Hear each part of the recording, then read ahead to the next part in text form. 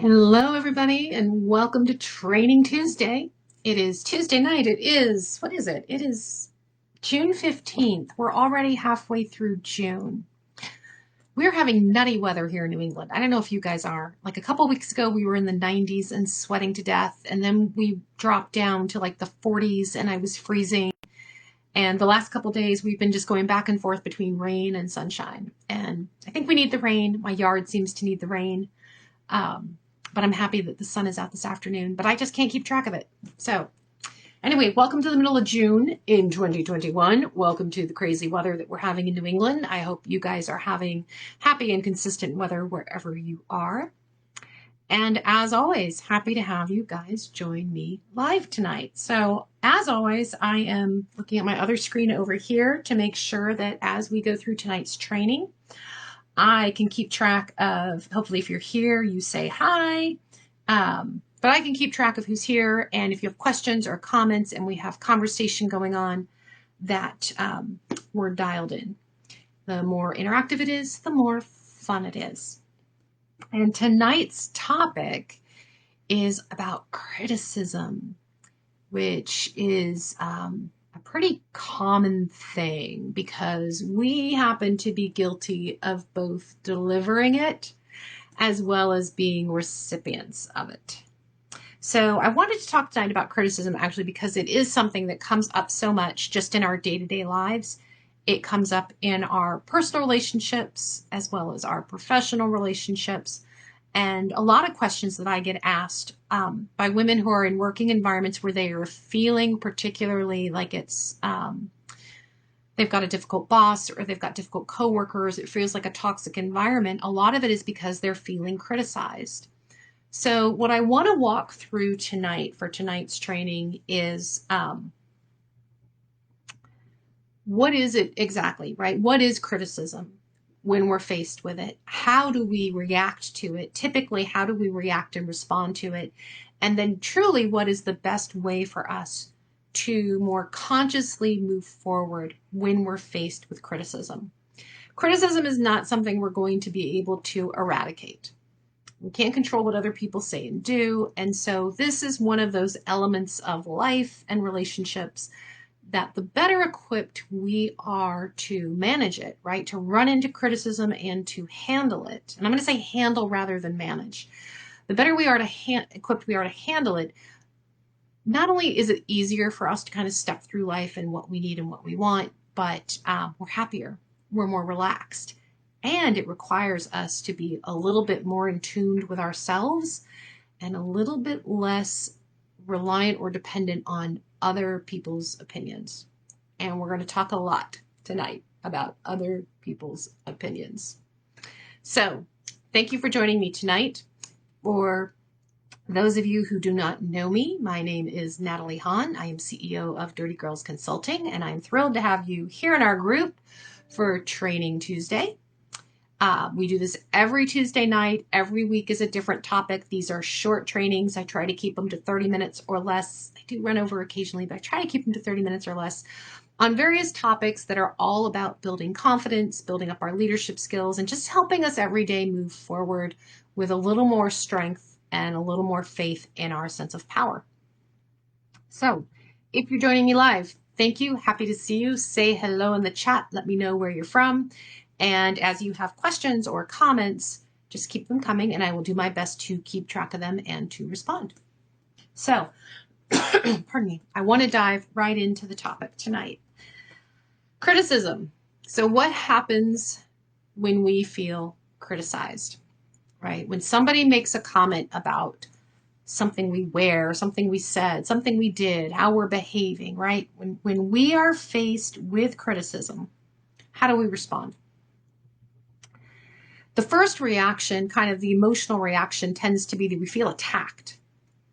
And it does not matter whether the criticism is coming from a personal place, a friend, a family member, or a professional place, a coworker or a boss. It feels like a personal attack. Someone is poking at us, scratching at us, making us feel inadequate, insufficient, any number of things that basically line up to not feeling good enough. So when we get criticized, we feel attacked. When we feel attacked, we go into an instinctive mode. First and foremost, our first kind of split-second reaction typically is to freeze. We freeze and we recognize, oh, I'm being attacked, right? Oh, somebody is poking at me. Then the second phase we move into is our normal reaction, normal stress response, which typically falls into that fight or flight pattern, which means we become very reactive and either we scurry away and we hide or we fight. Maybe we say something nasty back or we criticize back. So typically when we're in that place of being criticized, right? You freeze for a moment and then it's fight or flight. And then after, whether you've fled or you fought, after you move into another phase of ruminating. When we ruminate, we're in our head. And in our head, we play over and over again in our mind the situation, the scene, how we wish we had responded, what we wished we would have said. Or we play over and over what were the events leading up to that moment, right? But we go in circles in our head. So that's those are kind of the phases we go through. And we can go through them in a split second. In a split second when we are being criticized or being attacked. So, hey, we've got Jordana out there. Nice to see you. And Rose. Glad you're here, Rose. All right. So again, just brief because a couple more people have been jumping on. If you're new, say hello in the chat. Tell me where you're from. Ask questions. Make comments throughout. The whole point of the training is to have a conversation and a dialogue going on.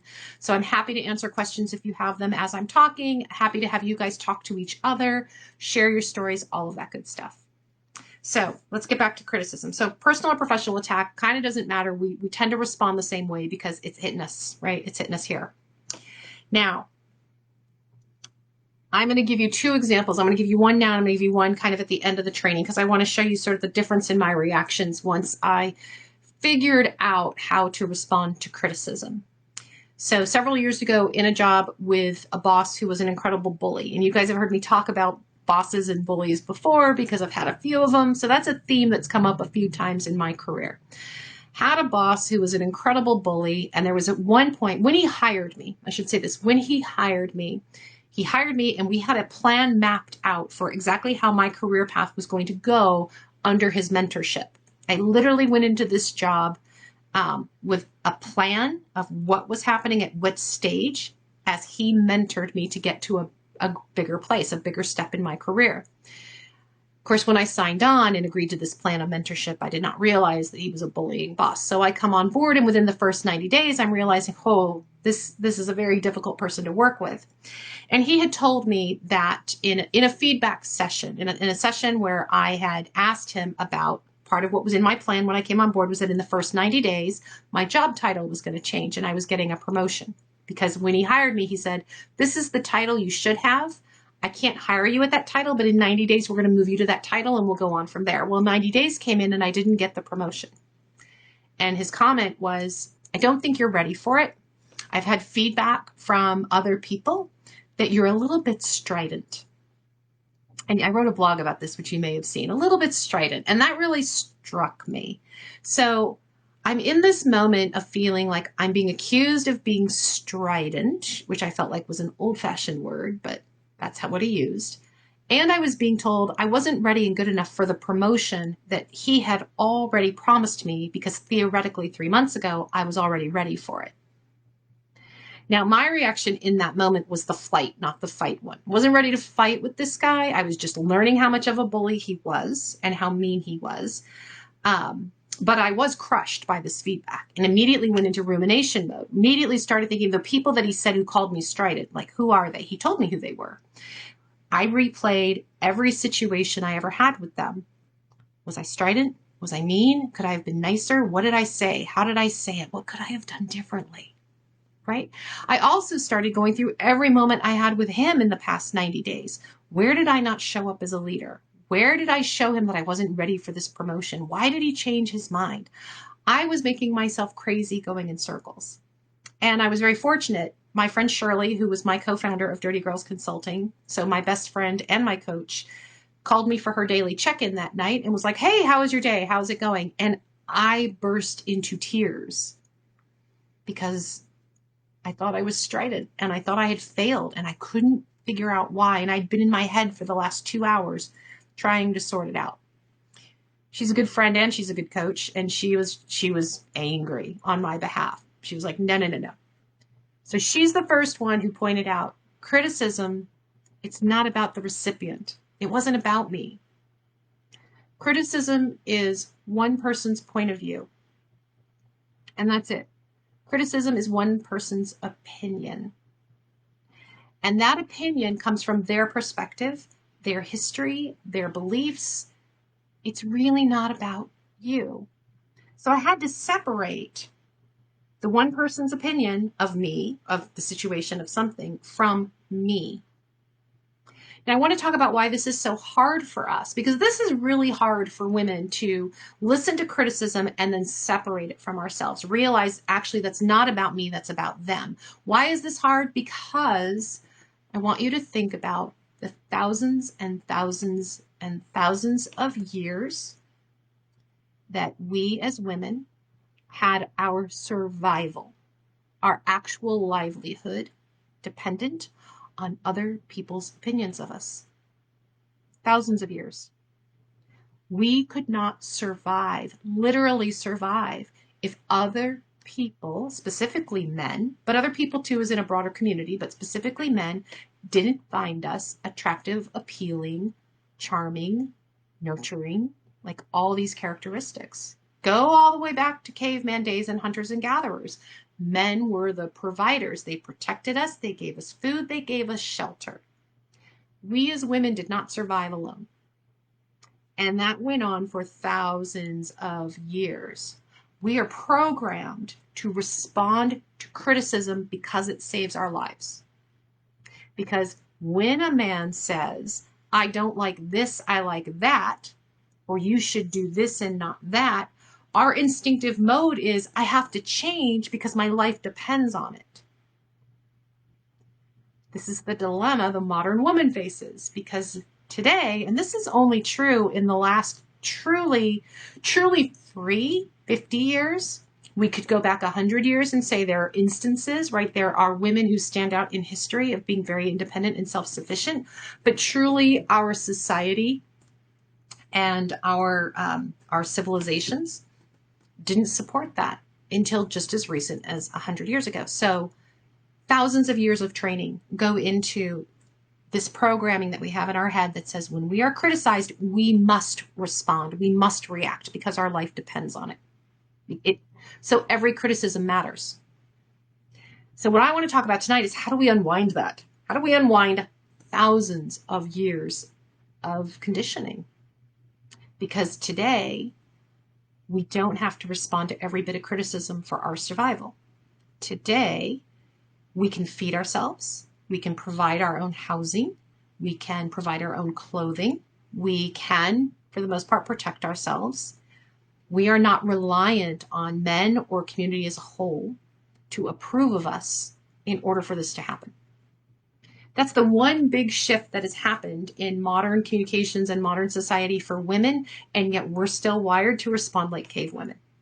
So as you go through practicing what I'm going to talk about next, right? How do we respond to criticism with grace? How do we respond to it with intention? And as leaders, I want you to remember it takes practice and a lot of practice and a lot of kindness to yourself, because we are unwinding thousands and thousands of years of conditioning. So first and foremost is to remember that criticism is not just one person's opinion. It's also about that person's motivation.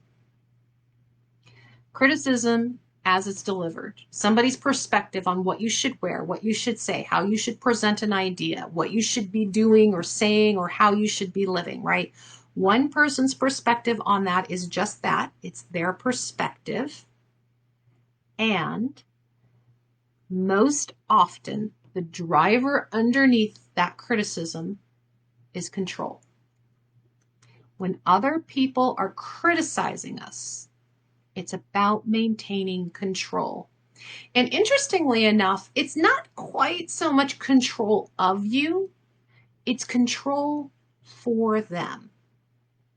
So let me give you an example. In the situation I gave you earlier where I talked about the boss who was calling me strident and telling me I wasn't ready for a promotion and that I wasn't good enough, what was the control piece? So the control piece was a bit of put her in her place, keep her down, right? Keep her in this situation. But what he was really controlling was his status as the boss, was his sense of power over me and over the rest of the team. So what he was really trying to control was the perception of himself as the one who managed and controlled everything, as the leader, as the person I had to make good with if I was ever going to succeed in my career. So while there was certainly an element of controlling me, it was really about him maintaining control of his world. When it's something as inane as somebody saying, boy, that color green really doesn't look good on you. What are they really saying? Now, there can be a genuine level of concern of, hey, you want to look your best tonight, and that green's making you look a little anemic, right? Wrong shade of green, pea green, you look kind of anemic. There could be some of that. There could be a genuine, hey, I know you want to look your best tonight, but instead of maybe saying the shade of pea green doesn't look good on you, what if you just said, you know what is an amazing color on you? If you could find something fuchsia tonight, you would rock it. Right? There are ways we can navigate how we deliver feedback. I'm talking specifically about criticism. When somebody says to you, you are wrong, or this looks bad, or you're doing something differently, and it needs to be corrected. So when somebody says to you, that color green doesn't look good on you, what is it they're trying to control? Maybe to some extent they're trying to control what you wear, but why? What's the true driver between somebody trying to control what you wear? It's the perception that what you wear reflects back on them. Think about parents. Think about being a parent. When we tell our child that is inappropriate, go change your clothes. Yeah, there is concern for the welfare of our child dressing inappropriately. There is also concern about how our child dressing inappropriately reflects on us. When they are out in the world, if some other parent judges that skirt is too short or that blouse is too low cut, we're concerned that we look like bad parents. It's not a pretty truth, but it's a truth. When we criticize, when we deliver the criticism, and when we receive the criticism, it is often about control. So Rose says, I found for me that criticism also inflates my own personal fears and doubts. Yes, it does. Because here's the thing. With bullies in particular, they're very practiced at this. But people in general, what do we criticize? We criticize things we know the person is already sensitive to. And why? Because it makes it easier to get the reaction that we want. It makes it easier to reestablish our sense of control. I can make her change her clothes because I just told her that she doesn't look good in that color green. I can change Natalie's behavior towards me and make her more respectful of me by showing her that she better be respectful or she doesn't get this promotion I promised. It's about control. So when we're thinking about how we change thousands of years of conditioning in terms of how we react to criticism, but also when we think about how we deliver criticism, I want you to remember that even your own, even the criticism you're offering your kids, your friends, your coworkers, your boss, what's your motivation behind it? What are you trying to control? I'm not saying it's invalid 100% of the time. I'm saying just be aware of it. And remember that it is just an opinion. Criticism is always just one person's opinion. Now, it doesn't mean it's always wrong.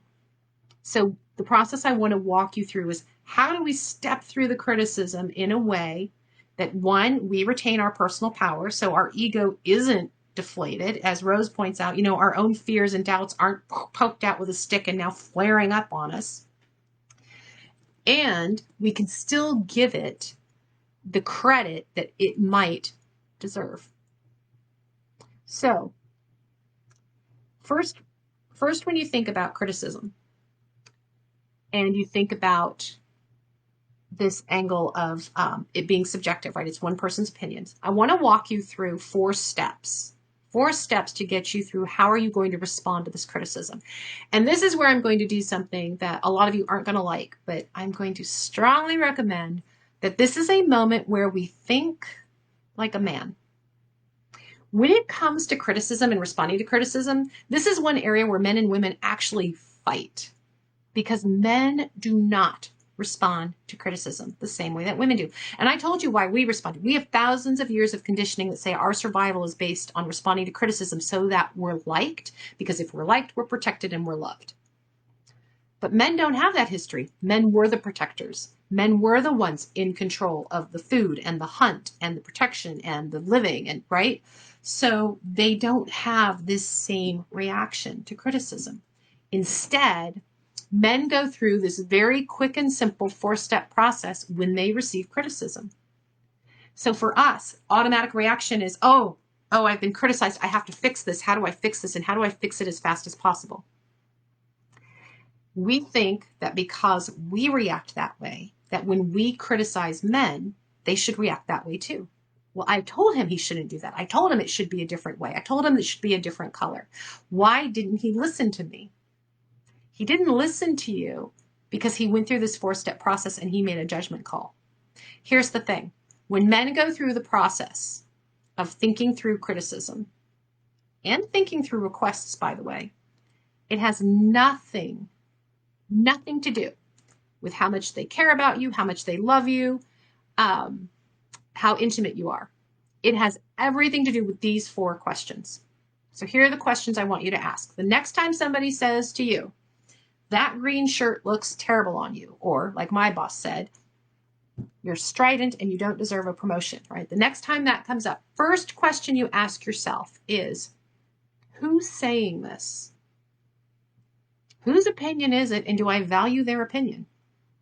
Because the first gate you have to get through is this a person I would even listen to? If there isn't respect for the person and for their opinion, you've nullified the criticism right off the bat. It doesn't matter what they say, because their opinion, not only do you not respect it, it can, if you don't respect it, it can't have impact on your life unless you let it. So the first question you ask yourself is, who's delivering the criticism? When you get past that gate, the next question is the criticism valid? So using my example of my boss, who's delivering the criticism? This boss who is a bully and a jerk. So do I care what he thinks? I really don't, because I really don't like him. But he's my boss. So does he have some power over my career? He does right now because I work for him. So am I going to listen? I'm going to go through the next couple steps to see what I'm going to do, because I'm not going to completely ignore him. Even though I don't value his opinion can have an impact on my life. So 1, who is it? My boss? I'm going to listen. Second question, is the criticism valid? Was I strident? Did I not deserve the promotion? No. I genuinely do not believe either one of those things.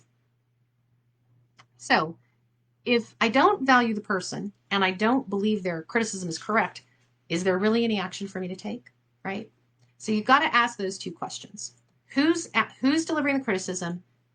Is the criticism valid? Is it true? Once you get through those 2 gates, the next 2 gates determine the action you're going to take. First question is, what will it cost me to make the change? What does it cost me to make a change in response to that criticism? Fourth question, what does it cost me not to make the change? What does it cost me to do nothing? Those are 2 different questions, so you need to ask them separately. So here's the thing. With my boss, I went through all 4 gates because he's my boss. He has some influence on my life. I don't respect him, but he has influence. Was his criticism valid? I don't believe so. But because he said it and he named people, I'm going to go double check that.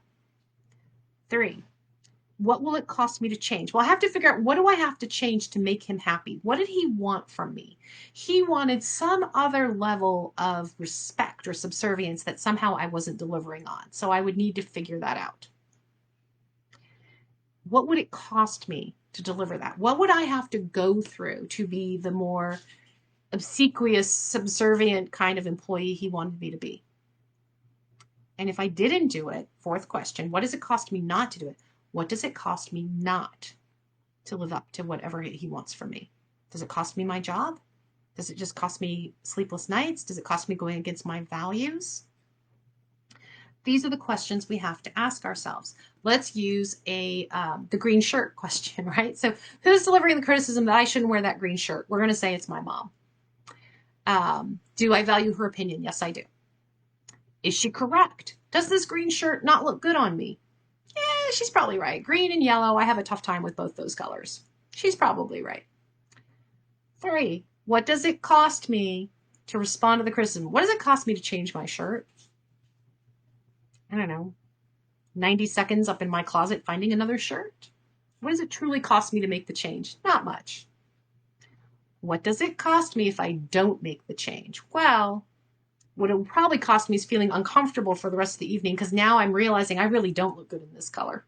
and I probably should have changed. Why am I being stubborn holding on to a green shirt that doesn't look good on me? All right. So that's a low risk kind of scenario, but I just want you to show with any point of criticism, we can walk through it and we can make a conscious choice about how we're going to show up and how we're going to respond.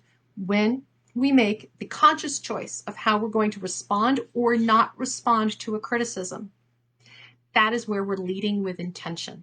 That is where we are retaining our personal power, because we're not in the reactive cavewoman mode of, oh my God, I have to change everything or else I'm not going to survive. We're in the mode of, do I truly need to give this opinion weight? And just how much weight should it really have? How much weight do I actually need to give this? How much of my energy does this deserve to have? When we make conscious choices, that is when we hold on to our personal power. That is when we hold on to our control. So, just to recap really quickly, those 4 steps. Who's delivering the criticism? Is the criticism valid? What does it cost you to make the change? What does it cost you not to make the change? The next time any of you are in a conversation with a male partner, okay, with a male partner, whether you're making a request or you're delivering a criticism, I want you to think about the fact that he is going through those 4 steps in his mind. When he doesn't respond to your criticism, he has made a decision around it not being worth the change. Doesn't mean he doesn't care about you, doesn't care about your opinion, doesn't love you, isn't intimate, or whatever that is. What it means is he made a value decision. If your request went against his values, if your request took an incredible amount of energy, if not responding to your request took less energy than responding to your request, there's lots of reasons why they'll go through the gates and decide to respond to your criticism in a way that you wouldn't necessarily respond to. So keep that difference in mind. So I wanted to share with you one more story of how my perspective on criticism changed and my reaction changed a few years later. With that particular boss, I stuck with that job for 2 years. 2 years trying to figure out how to make this boss happy, how to respond to his criticisms, to his bullying, to try to make it work. Never got the promotion. Never made it work. Probably went home crying more often than I should have. Got to a point where my kids, who were teenagers at the time, would say to me when I came home from work, Mom, you need to get a new job. These are teenagers. They shouldn't even be paying attention to me at this age. But I was that stressed and that unhappy in this role. Fast forward a few years, new job, new boss. This time it's a woman. Absolute worst bully I've ever worked with. The guy a few years before was second worst. She was the worst. But I'm a few years smarter now. I've been through that process with him where it took me 2 years to realize this is never getting better. What am I doing? What am I doing contorting myself all these different ways and just taking arrow after arrow, which just had me doubting, am I as good as I think I am? Do I not know what I'm doing? Have I spent 20 years in a career field where I clearly have learned nothing? I had all kinds of self-doubt and a little bit of PTSD coming out of that job because of that experience of working with somebody who was constantly poking at me. So have another job and another job. Things are fine there. Move to this other job where there's this woman CEO who's my boss, who is the worst bully I've ever worked with. Well, here's the thing. In the first 90 days, the true colors come out and I realize who she is and how she is. And I realize, do I respect her opinion? No. Is her criticism valid? Most of the time, no. Am I going to go through the rest of the gates? For her, I am, because again, she's my boss. My livelihood depends on this. I need to figure this out. So I had to weigh each criticism of hers, each dart she threw at me. I had to weigh my response with, what does it cost me to make a change or give her a reaction versus what does it cost for me not to? And I will tell you flat out that once I figured out that she was in that bully mode and that wasn't changing, and I wasn't about to make it my mission to try to change her. That wasn't why I signed on to the job. My reaction to her criticisms was a conscious, intentional non-reaction. Literally. So one of the things with her, she would publicly try to belittle or embarrass me. She would publicly criticize things. And what I learned was that not responding was more embarrassing for her than for me. So that when we're in a meeting with other executives and she says, why isn't this done? Or how come you haven't done this? Or this is terrible. Why does it look the way? Why does it look this way or that way? I literally would not say a word. I would simply sit there and let her spew herself out, and I wouldn't respond. And eventually she would just look at me and go, fine, we're moving on. And she would move on. Because there was no substance behind the criticism. And that's the thing. When you know the criticism has no value, right? It wasn't valid criticism. There's nothing for me to respond to there. Now, it took a lot of willpower sometimes to sit there and just be silent and not try to defend myself or not try to counterattack her because it made me mad. But I also learned that was the fastest way to deflate the situation without me feeling like I was giving up power, without me feeling like I was coming across as weak. And 90 days after that, I was out of there. I didn't wait 2 years to try to figure it out or figure out what was wrong with me or make myself better. I recognized this is a bully. This is somebody who's heavily criticizing me and is never going to change. The criticism isn't valid. I'm not staying in this situation. And within the next 90 days, I found a different job and I left. None of us should ever have to tolerate bullying. That's a big theme with me. You hear me talk about that bullying a lot because I just think there's a lot of bullying in the workplace. It comes from men and women. And in fact, statistics show that women are actually more consistent and meaner bullies when they are bullies than men, which is horrifying. And which is why I have this group, so that we don't run into those situations. And when we do, we get out. There's always an option to get out. My option to get out was not ideal. The new job I got was fine, but it required me to move 2 times within a year. It required a whole huge amount of travel that I was not necessarily prepared for. So it required some thought on my part about how I was going to manage this new life. But it was better than being in a situation where every day I was being poked at and told I wasn't good enough. Because it wasn't true. So when we deal with criticism, it is someone else's opinion. It is reflective of them, not you. And it's reflective of what they want to control in relation to themselves and sometimes in relation to you. So welcome to Grace Under Fire. You consciously choose how you're going to respond because you're consciously going to make the decision. Do I value this person's opinion? Is the criticism valid? What will it cost me to respond in some way? And what will it cost me to not respond at all? Then you get to make the best option for you. So, thank you for joining me tonight for talking about how we handle criticism. And I say handle it because that's what we want to do. We want to handle it and move it along. When I think of the word manage, I think we're like getting our fingers in it and we're doing more with it. We're trying to morph it or change it into something. And that's not, we want to handle it. Here's the criticism. Here's what I'm doing with it. Off it goes. So thank you for joining me for Training Tuesday. As always, if you want to talk more about how you respond or react to criticism, how you put new tools in place so that you can handle it better, so that you feel like you have more of your personal power, more of your passion for what it is you do and who you are intact, I want you to drop the word dig in the comments, and we will have a short, free 15-minute conversation focused on moving you forward so that you are able to negotiate these conversations with more power, with more grace, with much more self-confidence, knowing that when you are attacked, when you are criticized, it's really not about you, it's about the other person. So just drop the word dig in the comments and I will reach out to you and we will set up some time to dig through it a little bit and get you to a next step, an action step that's going to help you get to a more confident place. Thank you so much for joining me tonight. Have a fabulous rest of your evening, and I will see you guys next week.